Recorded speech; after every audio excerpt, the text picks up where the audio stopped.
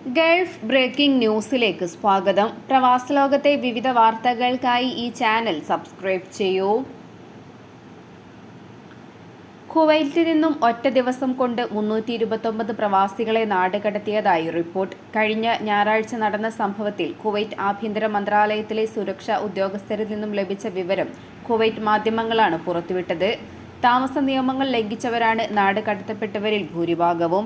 മറ്റുള്ളവർ ലഹരി, മദ്യ ഉപയോഗവും കടത്തുമായി ബന്ധപ്പെട്ടാണ് പിടിയിലായത്. വിവിധ രാജ്യക്കാരായ 173 സ്ത്രീകളും 156 പുരുഷന്മാരും നാടുകടത്തപ്പെട്ടവരിൽ ഉൾപ്പെടുന്നു. നാടുകടത്തപ്പെട്ടവർക്ക് ടിക്കറ്റ് എടുത്തു നൽകാൻ സ്പോൺസർമാരെയാണ് ആഭ്യന്തര മന്ത്രാലയം ചുമതലപ്പെടുത്തിയത്.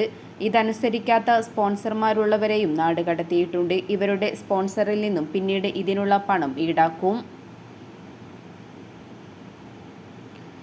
ഒമാനിൽ 1 വർഷം പൂർത്തിയാക്കുന്ന മുഴുവൻ വാണിജ്യ സ്ഥാപനങ്ങളിലും കുറഞ്ഞത് ഒരു സ്വദേശി പൗരനെയെങ്കിലും നിർബന്ധമായും നിയമിക്കണമെന്ന നിർദ്ദേശവുമായി തൊഴിൽ മന്ത്രാലയം.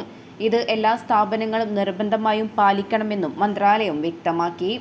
ഇതിനായുള്ള ഒരു തൊഴിൽ പദ്ധതി 1 മാസത്തിനുള്ളിൽ മന്ത്രാലയത്തിൽ സമർപ്പിക്കേണ്ടതുണ്ടെന്നും നിർദ്ദേശമുണ്ട്. 10 അതിലധികമോ പ്രവാസി തൊഴിലാളികളുള്ള കമ്പനികൾക്ക് ഈ നിയമനം നടപ്പിലാക്കാൻ 3 മാസത്തെ സമയമാണ് ലഭിക്കുക.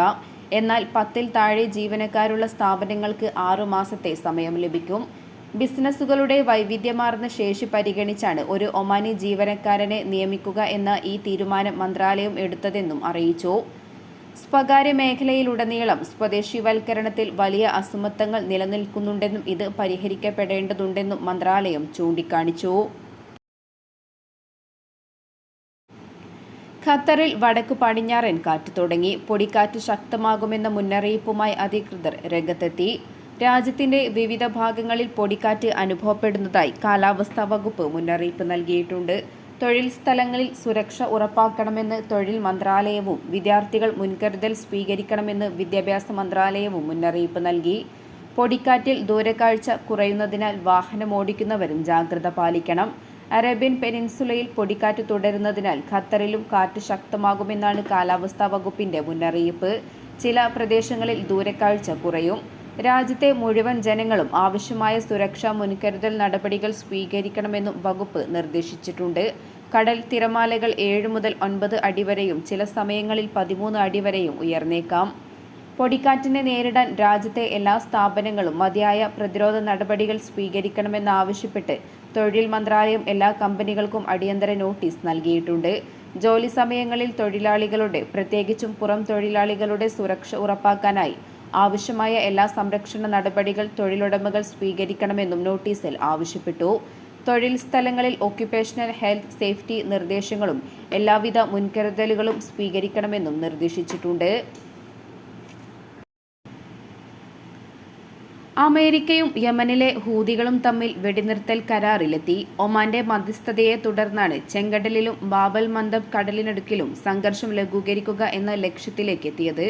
അമേരിക്കയുമായും യമനിലെ സനായിൽ ബന്ധപ്പെട്ട അധികാരികളുമായും നടത്തിയ സമീപകാല ചർച്ചകൾക്കും ഇടപെടലുകൾക്കും ശേഷമാണ് കരാറിലെത്താൻ കഴിഞ്ഞതെന്ന് ഒമാൻ വിദേശകാര്യ മന്ത്രാലയം വക്താവ് വ്യക്തമാക്കി. കരാർ പ്രകാരം ചെങ്കടലിലും ബാബൽ മന്ദബ് കടലിടുക്കിലും അമേരിക്കൻ കപ്പലുകൾ ഉൾപ്പെടെ ഇരു കക്ഷികളും മറുവശത്തെ ലക്ഷ്യമിട്ട് ആക്രമണത്തിൽ ഏർപ്പെടില്ല. ഇതുവഴി നാവിഗേഷൻ സ്വാതന്ത്ര്യം സംരക്ഷിക്കുകയും അന്താരാഷ്ട്ര വാണിജ്യ കപ്പലുകളുടെ തടസ്സമില്ലാത്ത ഒഴുക്ക് ഉറപ്പാക്കുകയും ചെയ്യും. വെടിനിർത്തലിലേക്ക് നയിച്ച ക്രിയാത്മക സമീപനത്തിന് ഇരു കക്ഷികളെയും ഒമാൻ അഭിനന്ദിച്ചു. യമനിൽ വെടിനിർത്തൽ യാഥാർത്ഥ്യമാക്കാൻ ഒമാൻ നടത്തിയ മധ്യസ്ഥ ശ്രമങ്ങളെ ലോകരാജ്യങ്ങൾ അഭിനന്ദിച്ചു. അമേരിക്കയ്ക്കും യമനും ഇടയിൽ വെടിനിർത്തലിലേക്ക് നയിച്ച നിർണായക മധ്യസ്ഥ ശ്രമങ്ങൾക്ക് ഗൾഫ് സഹകരണ കൗൺസിൽ ഒമാനെ പ്രശംസിച്ചു. പ്രാദേശിക സമാധാനവും സുരക്ഷയും മുന്നോട്ട് കൊണ്ടുപോകുന്നതിൽ ഒമാന്റെ സൃഷ്ടിപരവും സജീവവുമായ പങ്കാളിത്തത്തിനുള്ള തെളിവാണിതെന്ന് GCC secretary general Jasem Mohammed Al Budaiwi പ്രസ്താവനയിൽ വ്യക്തമാക്കി.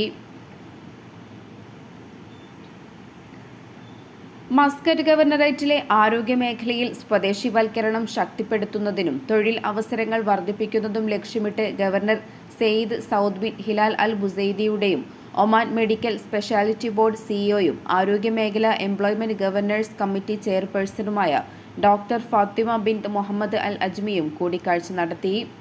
തൊഴിൽ വിപണി ആവശ്യങ്ങൾക്കനുസൃതമായി സ്പെഷ്യലൈസേഷനുകളിൽ ആരോഗ്യ ബിരുദധാരികൾക്ക് വീണ്ടും പരിശീലനം നൽകും. ദന്ത ഡോക്ടർമാർ, ഫാർമസിസ്റ്റുകൾ, മെഡിക്കൽ കൗണ്ടർമാർ എന്നിവർക്ക് നിയമനം നടത്തുന്നതിനുള്ള പദ്ധതികളും ചർച്ച ചെയ്തു. മെഡിക്കൽ മേഖലയിലെ തൊഴിൽ ആവശ്യകതകൾ വിലയിരുത്തി ആവശ്യമായ ജീവനക്കാരുടെ എണ്ണം നിർണ്ണയിക്കും. മേഖലയിൽ സ്വദേശികൾക്ക് സുസ്ഥിരമായ തൊഴിൽ ഉറപ്പാക്കുകയും ചെയ്യും. അതേസമയം ആരോഗ്യ മേഖലയിൽ സ്വദേശിവൽക്കരണം വർദ്ധിച്ചതായി ആരോഗ്യ മന്ത്രാലയം വക്താവ് സൂചിപ്പിച്ചു. രാജ്യത്തെ ജനസംഖ്യയുമായി ഡോക്ടർമാരുടെ അനുപാതത്തിലും മാറ്റമുണ്ടായി. മെഡിക്കൽ, പാരാമെഡിക്കൽ മേഖലകളിൽ സ്വദേശികൾക്ക് കൂടുതൽ അവസരങ്ങളും ലഭിച്ചു. സർക്കാർ മേഖലയിൽ സ്വദേശിവൽക്കരണം 72% ഉയർന്നു. സ്വകാര്യ മേഖലയിൽ 10% വളർച്ചയാണ് രേഖപ്പെടുത്തിയത്. ആരോഗ്യ മന്ത്രാലയം, Diwan of Royal Court, Royal Oman police, Sultan Qaboos university, petroleum development Oman എന്നിവയിലെ ആരോഗ്യ വിഭാഗം ജീവനക്കാരെ പൊതുമേഖലാ ജീവനക്കാരായാണ് പരിഗണിക്കുന്നത്. ഒമാന്റെ മധ്യസ്ഥതയിൽ നടന്നുവരുന്ന US-ഇറാൻ ആണവ കരാർ ചർച്ചയുടെ 4ാം ഘട്ടം മസ്കറ്റിൽ നടക്കുമെന്ന് റിപ്പോർട്ട്. ഈ മാസം 3-ന് റോമിൽ നടക്കുമെന്ന് പ്രഖ്യാപിച്ചിരുന്ന 4ാം ഘട്ടം ലോജിസ്റ്റിക്കൽ കാരണങ്ങളാൽ മാറ്റിവെക്കുകയായിരുന്നു. മെയ് 11-ന് മസ്കറ്റിൽ അടുത്ത ഘട്ടം ചർച്ചകൾ നടക്കുമെന്ന് അന്താരാഷ്ട്ര മാധ്യമങ്ങൾ റിപ്പോർട്ട് ചെയ്തു. 1-3 ഘട്ട ചർച്ചകൾക്ക് മസ്കറ്റ് വേദിയായിരുന്നു. ഗുണകരമായ രീതിയിലാണ് ചർച്ചകൾ മുന്നോട്ടു പോകുന്നതെന്ന് ഒമാൻ വിദേശകാര്യമന്ത്രി Sayyid Badr bin Hamad Al Busaidi നേരത്തെ തന്നെ വ്യക്തമാക്കിയിട്ടുണ്ട്. ജമ്മു കാശ്മീരിലെ പഹൽഗാമിൽ നടന്ന ഭീകരാക്രമണത്തിന് കനത്ത തിരിച്ചടി ഇന്ത്യ നൽകി. പാകിസ്ഥാനുള്ളിലെ 4 ഭീകര കേന്ദ്രങ്ങളും പാക് അധീന കാശ്മീരിലെ 5 കേന്ദ്രങ്ങളും ഓപ്പറേഷൻ സിന്ദൂർ എന്നു പേരിട്ട സൈനിക നടപടിയിലൂടെ സൈന്യം തകർത്തു. 9 ഭീകര കേന്ദ്രങ്ങൾക്ക് നേരെ കര, വ്യോമ സേന സംയുക്തമായാണ് പ്രത്യാക്രമണം നടത്തിയത്. 70 ഭീകരർ കൊല്ലപ്പെട്ടതായാണ് വിവരം.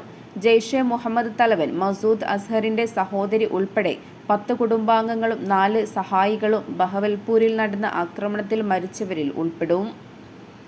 കൃത്യമായ ആസൂത്രണത്തോടെയാണ് ലഷ്കർ-എ ത്വയ്ബ, ജെയ്ഷെ മുഹമ്മദ്, ഹിസ്ബുൾ മുജാഹിദ്ദീൻ കേന്ദ്രങ്ങളിൽ മാത്രം ആക്രമണം നടത്തിയതെന്ന് വിദേശകാര്യ പ്രതിരോധ വകുപ്പ് സംയുക്തമായി നടത്തിയ വാർത്താ സമ്മേളനത്തിൽ അറിയിച്ചു.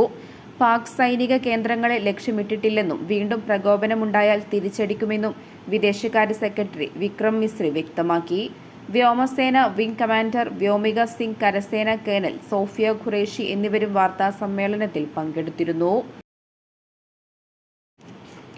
ഈ വർഷം അവസാനത്തോടെ വൈദ്യുതി രംഗത്തെ സബ്സിഡികൾ പിൻവലിക്കില്ലെന്ന് authority for public services regulation അറിയിച്ചു. സബ്സിഡി പൂർണ്ണമായും നിർത്തലാക്കുമെന്ന പ്രചാരണം തെറ്റാണെന്നും ഒമാൻ റേഡിയോയിലെ ഇക്കോണമിക് ഫോറം പരിപാടിയിൽ സാംസകവ അതോറിറ്റി ചെയർമാൻ അറിയിച്ചു. നിലവിലെ പിന്തുണ സംവിധാനങ്ങൾ നിലനിർത്തുന്നതിനോടൊപ്പം മേഖലയുടെ കാര്യക്ഷമത വർദ്ധിപ്പിക്കുന്നതിനായി പ്രവർത്തിക്കുന്നതിനുള്ള സർക്കാരിന്റെ പ്രതിബദ്ധത ആവർത്തിക്കുകയും ചെയ്തു. 2025 അവസാനം വരെ സബ്സിഡികൾ പൂർണ്ണമായും നിർത്തലാക്കാൻ ഉദ്ദേശമില്ലെന്നും അൽഹിനായ് സ്ഥിരീകരിച്ചു.